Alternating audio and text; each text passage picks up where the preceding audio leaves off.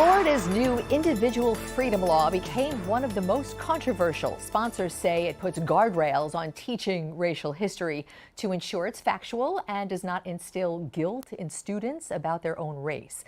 The governor calls it, in fact, the Stop Woke Act. Marvin Dunn is one of South Florida's most respected teachers, historian, author of several books on South Florida's Black history, and he took to Twitter in a raw and personal thread directing questions to the governor. Can I share that with students?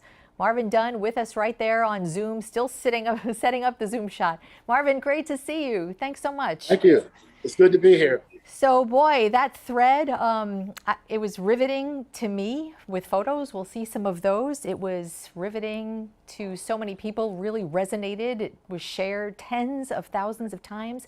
And most ended with a question to the governor about whether you could share your experiences. Did you get an answer? No, I did not get an answer. What happened was that about 3 or 4 days after the purchase of Twitter took place, I was no longer able to put up any political questions to the governor. Everything I put up was taken down immediately. By Twitter was taken down? By Twitter, not by the governor, by Twitter. I am being monitored 24/7 by Twitter. Anything that I put up that mentions the name DeSantis or the name of any prominent Republican gets taken down immediately. Well, that's curious, and you know, I think we'll help you look into that, because what I read did not violate any Twitter rules at all. I'm going to ask you, can you turn down your volume a little bit? We're still under COVID protocols. I'm not sure you want me to do that. I'll miss. Okay. I don't want to lose it. Then we will muddle through. So let me just put up one such photo and one such tweet, and this was one of the first ones I saw. And you're in your naval uniform. This was 1966, it looks like. And your tweet with this photograph is that University of Florida, refused your admission to graduate school because you were Black, and that you have that letter. And you received the letter while you were on an aircraft carrier serving your country. Yes. And you asked the governor if you could share that. And why wouldn't you be able to share that heartbreaking fact? I don't know why I would not be able to do it. The problem is that there has been a creation of a problem that doesn't really exist. Trying to teach children history that's difficult to translate other than emotion, like the history of the Holocaust, slavery, what happened to Native Americans. We can't teach those kinds of things without evoking feelings in children. But no one is trying to indoctrinate children to feel guilty. I was asking the governor, tell us, please, one school in Florida where children in kindergarten to 3rd grade are being indoctrinated with gender identification classroom instructions. Where in Florida, anywhere in Florida, in any school in Florida, where white students are being told to feel guilty about something that their ancestors did. So it's all a false flag to I think, attract conservative voters, and it's unfair. Twitter is now, I think, under control of a new sheriff, and they're now, I think, censoring criticisms of Republicans. Well, I actually do want to get into sort of the nitty gritty of that law with you in just a little bit, but I'd like to put up some more of those tweets, because you lived the history that people should be learning and are learning, and you're teaching some of that. Can we put up some of these other photos? There's another photo of you as a naval recruit.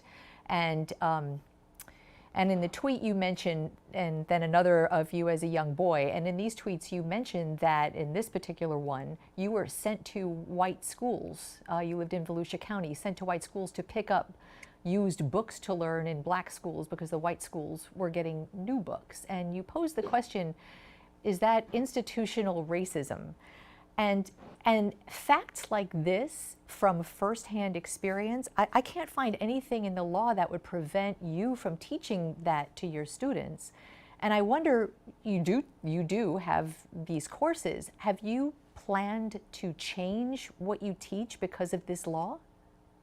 Not one syllable, not one word, not one thought, not one story will I change. The governor is in every classroom in Florida, and that's a tragedy for education. So no, I will not be intimidated by a bully. I'm not an 11th grader. So no, I want my questions answered. Where are these things happening that DeSantis has to rush in and save parents? From what? So I still put these questions forward, and I try to do so respectively, and would hope that at some point there would be an answer. Let me say this though, because of the problem of history being hidden, particularly difficult stories in Black history. My website, dunhistory.com, has the stories that are being suppressed that a lot of folks don't want people to know. And I'm putting my legacy there so that we don't have to go through politicians in order to get the truth to people who want to know. So dunhistory.com, go there and learn the history directly yourself. There is a push nationwide, and has been, to, especially under critical race theory, which is not taught in elementary schools in Florida, but which is, as you know, I'm just talking about this for maybe people who don't, it's a curriculum to show how racial inequities in our country have led to modern day social and institutional inequities. And a large part of that is a very difficult beginnings and history of Black America. But I want to read from you, to you, from the law that now exists in Florida that the governor signed. And it says, and I'm reading verbatim, it prevents instruction that one race is morally superior, and it prevents instruction that someone is inherently racist, or that moral character is determined by race. And the last thing is particularly resonant from what you were just talking about.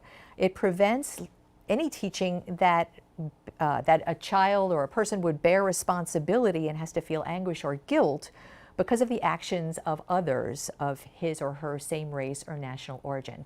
And I personally can't see anything in any of your instructive materials and photographs and raw and difficult things to learn that would be prevented from being taught by this law. Can you specify? I can't specify. I don't know any school that allows students to be taught that they should be ashamed of their race. Mm-hmm. I don't know where that's being taught in Florida schools.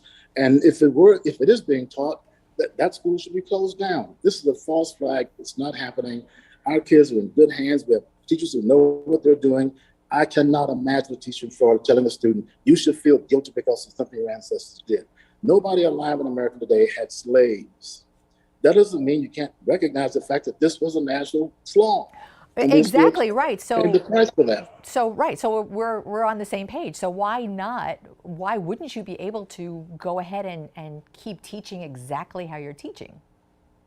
I don't know, and I don't intend to change.